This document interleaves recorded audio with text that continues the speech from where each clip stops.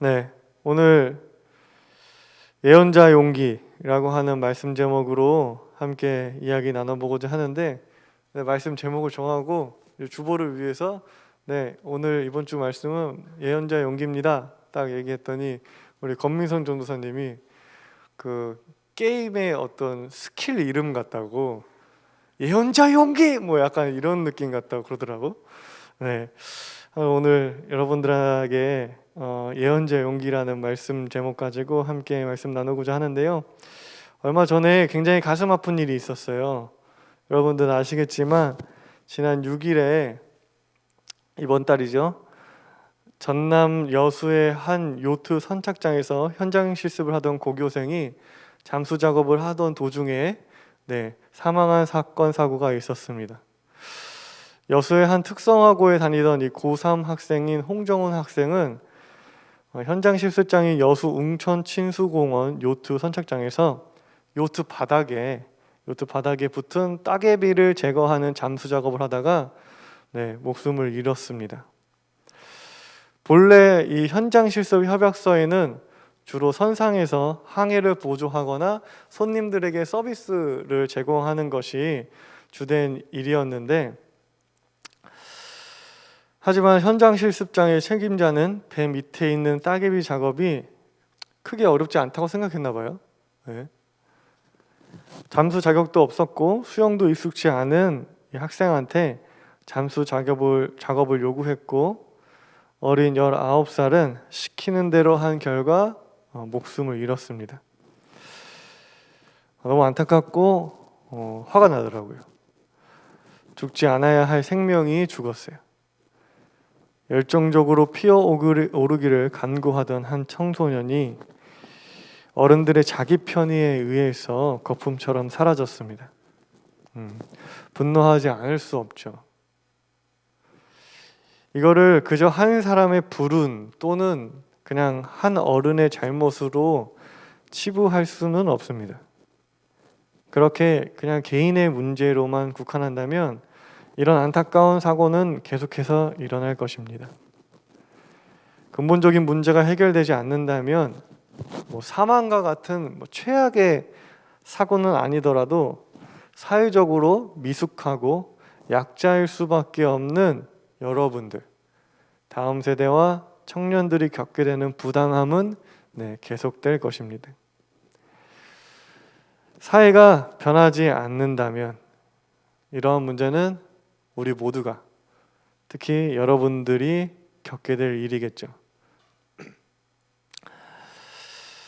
몇 달 후 20살이 되어서 취업을 해야 하는 19살의 입장에서 가장 중요한 것은 좋은 평가를 받는 것이겠죠.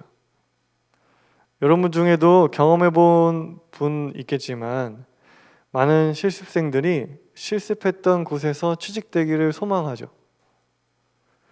그곳이 너무 힘들거나 거기 있는 사람들이 너무 안이올시다가 아니라면 실습한 곳에서 일하는 것이 아무래도 적응도 됐고 또 사람들과 관계도 맺었으니 생활하기 편할 것입니다. 때문에 이 실습하는 곳에서 잘 보이기 위해서 최선을 다하죠. 최선을 다하는 건 좋은 거죠. 그런데 그런 최선을 이용하는 사람들이 있다는 게 안타까운 거죠.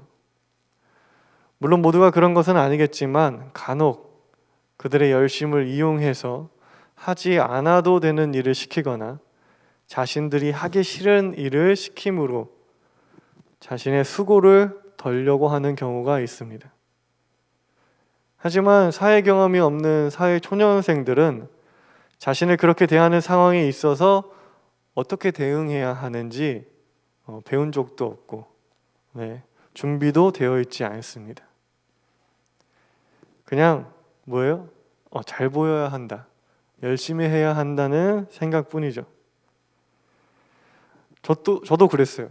저도 어렸을 때부터 알바 계속 해왔고 여러 일을 해봤는데 아무것도 모르던 시절에는 그저 윗사람에게 인정받는 것이 중요했습니다. 그것이 이 세상을 잘 사는 방법이라고 생각했습니다. 그리고 어떤 불만이나 부당하다 생각하는 것을 말하는 건 예의 없는 일, 찍힐 수도 있는 일, 미움받는 일이라고 생각했습니다. 그래서 잘 참고 잘 인내했습니다.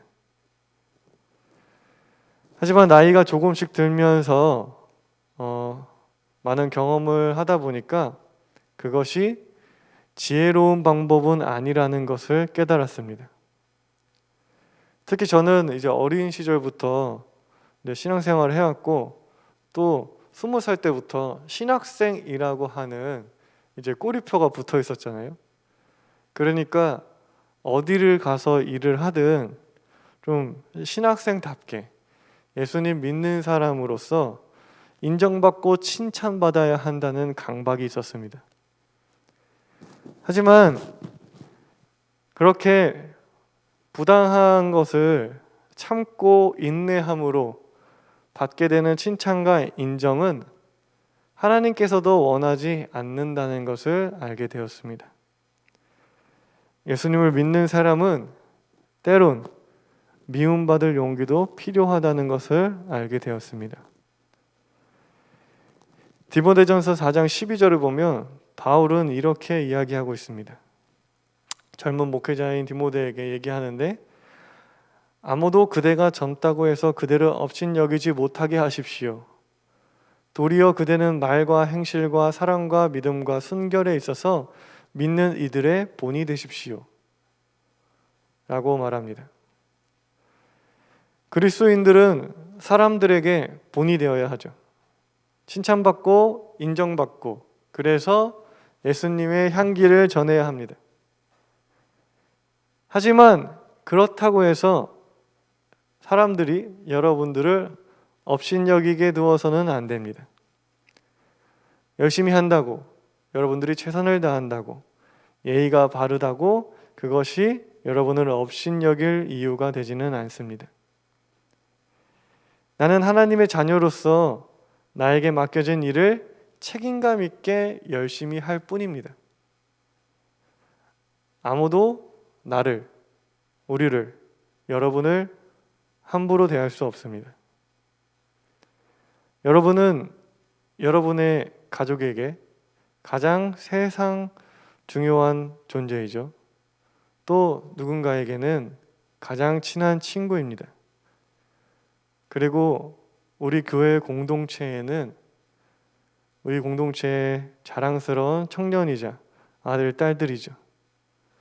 또 저에게도 여러분은 소중한 청년이자 사랑스러운 동생들입니다. 여러분을 소중하게 생각하는 사람들은 여러분이 무리한 대우를 받으면 분노합니다. 우리도 그런데, 여러분의 사랑하는 사람들도 그런데 하나님은 어떠실까요? 말할 것도 없겠죠. 서로 사랑하길 원하시는 하나님은 누군가가 힘이 있다고 하여 그 힘으로 상대를 무시하거나 함부로 대하는 것을 용납하지 않으십니다. 그것은 불의한 일이고 하나님이 제일 싫어하는 일이에요. 하나님이 정말 싫어하는 일입니다. 그러니 여러분은 그러한 부당함에 맞서야 합니다. 그러한 부당함에 분노해야 합니다. 우리가 참고 인내해야 하는 것은 사랑하는 일에 있어서지, 불의를 참고 인내하라는 것은 결코 아닙니다. 물론 업신여기게 하지 말라는 말이 여러분이 막 힘을 길러서 상대를 겁주라는 말은 아닙니다. 우리는 본이 됨으로 사람들이 우리를 업신여기지 못하게 해야 합니다. 예의 바르고 친절하지만 분명하게 바른 소리, 옳은 소리를 내므로 우리가 품고 있는 그리스도적 가치를 드높이고, 그로 인해서 사람들과 여러 이웃들에게 칭찬받고 인정을 받아야 하는 것입니다. 바로 그러한 삶의 자세가 예언자적인 모습인 것입니다. 우리는 예수님을 생각할 때 예수님 하면은 십자가를 지고 가시는 힘없는 어린 양을 바로 떠올리죠. 하지만 예수님은 우리의 죄를 대속하시는 어린 양의 역할뿐 아니라 세상의 불의와 죄악을 향해서 쓴소리를 마다하지 않으셨던 예언자적 역할 또한 감당하셨습니다. 오늘 함께 읽은 말씀은 우리가 그리스도인으로서 가져야 할 예언자적 삶의 자세를 보여주고 있는데요. 다윗은 이스라엘 역대 왕 중에 가장 훌륭한 왕이죠. 칭찬받는 왕입니다. 하지만 그러한 왕이라고 해서 잘못이 없는 게 아니에요. 다윗은 씻지 못할 크나큰 잘못을 범했습니다. 바로 자신의 부하의 아내를 탐한 것입니다. 빼앗았어요. 다윗은 자신의 충실한 부하 우리아의 아내 밧세바를 범했습니다. 자신이 가진 왕이라는 자리와 권력을 이용하여 신의와 의리를 저버리고 불의를 행한 것입니다.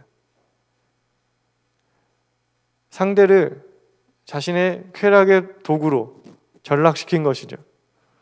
요즘 말로 하면 위력에 의한 성폭행을 자행했습니다. 그리고 그것도 모자라 밧세바가 임신을 하니까 그것을 숨기려고 우리아를 죽음으로 내몰았습니다. 가장 위험한 전장의 최전방으로 내몰아서 전쟁 중에 죽게 한 것이죠. 직접 살해한 것은 아니지만 이 또한 자신의 권력을 이용하여 의도적으로 상대를 죽게 만든 엄연한 살인 행위였습니다. 이러한 다윗의 추악함도 모르고 우리아는 다윗의 명령에 순종해서 최선을 다하다 싸우다가 목숨을 잃게 됩니다. 우리아가 죽으니까 다윗은 마치 큰 아량이라도 베푸는 것처럼, 마치 자기가 아끼는 부하의 아내를 불쌍히 여겨서 품어주는 것처럼 그를 아내로 거둡니다. 의리 있는 왕인 척한 거죠. 이로써 다윗은 자신의 잘못을 잘 숨겼다고 생각했을 것입니다. 그런데 여러분들 사극 보면 아시겠지만 한 나라의 왕의 잘못을 어떻게 아무도 모를 수가 있겠어요? 그렇죠? 왕에게 비밀이 있을 수 있을까요? 우리가 그냥 드라마나 영화만 봐도 쉽게 알 수 있겠죠. 왕의 주변에는 항상 누군가가 있기 마련입니다. 그게 책사든 경호원이든 누구든 있었을 거예요. 그러니 다윗의 잘못은 다윗과 밧세바만 알고 있는 비밀이라기보다 의도적으로 비밀로 유지되었던 거죠. 모두가 함구하고 있던 은밀한 이야기였던 것입니다. 누구도 그 이야기를, 누구도 그 다윗의 잘못을 입 밖으로 꺼내려고 하지 않았을 거예요. 다윗은 칭찬받는 왕이고 왕권을 완전히 견고히 하고 있어요. 그런 다윗이 숨기고 싶어 해요. 그런 이야기를 누군가가 입 밖으로 발설했다고 한다면 그 사람은 정말로 쥐도새도 모르게 저 세상으로 가는 것은 당연한 일이었을 것입니다. 그러한 상황에서 모두가 침묵하고 있는 상황 속에서 다윗의 잘못을 지적하는 간이 배 밖으로 나온 사람이 한 명 있는데 그게 바로 나단이라고 하는 선지자였습니다. 그런 다윗한테 얘기해요. 이런 사람이 있는데 한번 들어보세요. 양과 소가 많은 한 부자가 있는데 손님이 와서 양을 대접하려고 해요. 근데 양을 잡으려고 하니까 지 양이 너무 아까운 거예요. 그래서 가난한 사람이 기르는 딸처럼 기르는 그 한 양을 잡아다가 손님을 대접했다고 합니다. 다윗 왕이시여 어떻게 생각하십니까? 누가 들어도 정말 나쁜 놈이잖아요. 다윗은 그 이야기를 듣고 화를 내면서 반드시 그놈을 찾아 죽이겠다고 말합니다. 그러니까 나단이 다윗한테 말하죠. 그게 너야. 그게 당신입니다. 라고 말합니다. 하나님께서는 사울의 손에서 다윗을 구원하시고 왕으로 세우시기까지 했는데 뭐가 부족해서 충성된 부하의 아내까지 빼앗느냐고 나단은 고발합니다. 이거는요, 여러분 정말 목숨을 건 외침이에요. 우리는 이것을 보며 생각합니다. 아, 예언자니까 하는 거겠지. 하나님이 말하라고 했나 보지 라고 생각할 수 있어요. 하지만 그렇지 않아요. 그럼 여러분은 하나님이 하라고 하면 다 해요?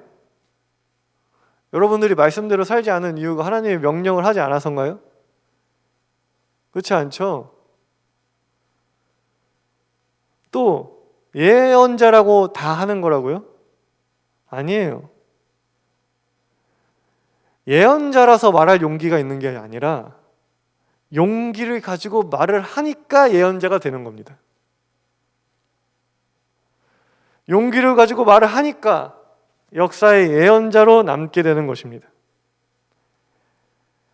나단이 다른 사람들처럼 죽음이 두려워서 다윗의 치부를 함구했다면 성경은 나단을 예언자로 기록하고 있을까요? 아니요, 그렇지 않죠. 저 같은 목회자도, 그리고 우리 부장님도, 그리고 여러분의 리더들도 마찬가지입니다. 목사님이니까 저렇게 하는 거지, 부장님이니까 저렇게 하지, 리더니까 저렇게 하는 거지라고 여러분들 생각할 수 있어요. 하지만 청년부 리더라고 다 헌신하지 않습니다. 리더라는 직책이 주어졌다고 갑자기 사람이 달라지거나 그러지 않아요. 물론 우리 중에는 그런 리더는 없어요. 그런데 여러분들 세상을 보여요. 세상을 생각해 보세요. 뭐 리더가 됐다고 다 헌신하나요? 그렇지 않습니다. 그리고 그렇게 헌신하지 않는 사람은 리더라는 직책이 있지만 아무도 리더라고 인정해 주지 않겠죠. 리더니까 헌신하는 것이 아니라 헌신을 하니까 리더가 되는 것입니다. 그리스도인도 마찬가지입니다. 오늘 우리 한동훈 청년이 세례를 받았어요. 세례를 받으면 그리스도인답게 살게 되나요? 여러분들 세례 받으시는 분들 많은데 세례를 딱 받으니까 갑자기 막 그렇게 살게 돼? 그러지 않죠. 그리스도인답게 사는 사람만이 그리스도인이 되는 것입니다. 즉, 예언자니까 용기가 있는 것이 아니라 용기 있게 행동하니까 예언자가 되는 것입니다. 우리에게는 여러 가지 역할과 호칭이 있습니다. 누군가의 아들, 딸이기도 하고 누군가의 언니, 오빠, 형, 누나, 동생이기도 합니다. 그리고 결혼하면 누군가의 아내이자 남편이 되기도 합니다. 그리고 알바하는 곳에서는 여러분들은 알바생이고, 직장에 다니시는 분들은 직원이고, 또 직원 중에서도 상사도 있고 후배도 있겠죠. 여러분이 알바생으로 있다고 해서 여러분들이 누군가의 아들, 딸이라는 역할과 존엄이 사라지는 것은 아닙니다. 모든 것이 동시에 존재해요. 그리고 우리가 항상 품고 기억해야 하는 것은, 이 땅에서의 역할 중 하나는, 가장 귀한 것은 여러분들이 모두 하나님의 자녀라는 것입니다. 그래서 우리는 서로를 존중하잖아요. 교회 내에서 우리는 서로를 무시하지 않습니다. 교회 내에서 누구는 그냥 일반적인 사람이고 누구는 국회의원이라고 한다고 한들, 교회 내에서는 모두가 존중받아야 돼요. 똑같이 존중받아야 합니다. 돈이 많건 가난하건 모든 사람이 평등해야 해요. 왜냐?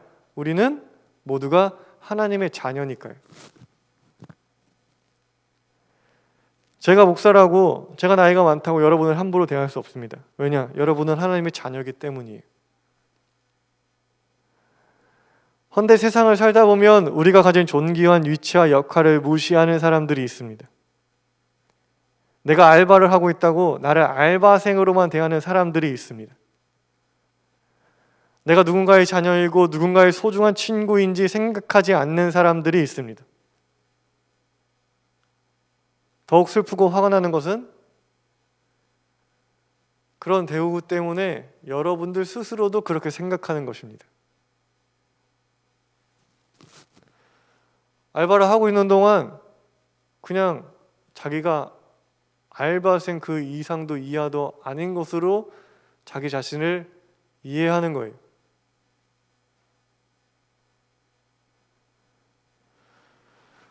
여러분이 어디서 무엇을 하든 여러분이 어떤 사람인지 잊지 않기를 바랍니다. 그 누구도 여러분을 함부로 대할 수 없습니다. 여러분은 정말 소중한 가족이고, 소중한 아들, 딸들이고, 소중한 친구이고, 무엇보다 세상 가장 귀한 하나님의 자녀임을 여러분들 어디서 뭘 하든 잊지 않기를 바랍니다. 알바를 하든 일을 하든 실습을 하든 뭘 하든 여러분은 존귀한 하나님의 자녀입니다. 오늘 세례를 받은 동훈이를 포함해서 이미 그리스도인으로서 살아가고 있는 여러분 모두에게 말씀을 드리고 싶습니다. 그리스도인으로서의 두 가지 역할을 꼭 기억해 주세요. 하나는 자신을 희생하여 이웃을 살려내는 헌신과 사랑의 어린 양으로서의 역할. 그게 우리 그리스도인들이 가져야 할 하나의 역할이고요. 두 번째로는 이웃을 함부로 대하는 모든 불의에 쓴소리를 마다하지 않는 예언자로서의 역할. 그것 또한 여러분들이 그리스도인으로서 가져야 할 역할인 것입니다. 예언자의 용기로 바른 소리를 외치면 때론 다윗처럼 자신의 죄를 회개하는 굉장히 다행스럽고 감사한 일도 있지만 때로는 바리새인과 제사장들처럼 용기 있는 그 소리를, 올바른 소리를 묵살하고 침묵시키려 하는 경우도 있습니다. 하지만 그렇다고 여러분들 기죽거나 의기소침해지지 않았으면 좋겠습니다. 결국 승리하는 것은 복음입니다. 결국 승리하는 것은 하나님이고 결국 승리하는 것은 하나님의 정의입니다. 이웃을 사랑하고 존중해야 한다는 그 진리, 이웃을 우리가 내 몸처럼 사랑해야 한다는 그 진리는 반드시 승리하게 되어 있습니다. 그리고 그 승리는 용기 있는 자만이 경험하게 될 것입니다. 부드럽지만 단단한, 친절하지만 분명한 예언자의 용기가 여러분이 삶을 살아가는 데 있어서 굉장히 귀한 무기가 되길 간절히 소망합니다. 우리 이 시간 이 말씀 붙들고 함께 기도하겠습니다.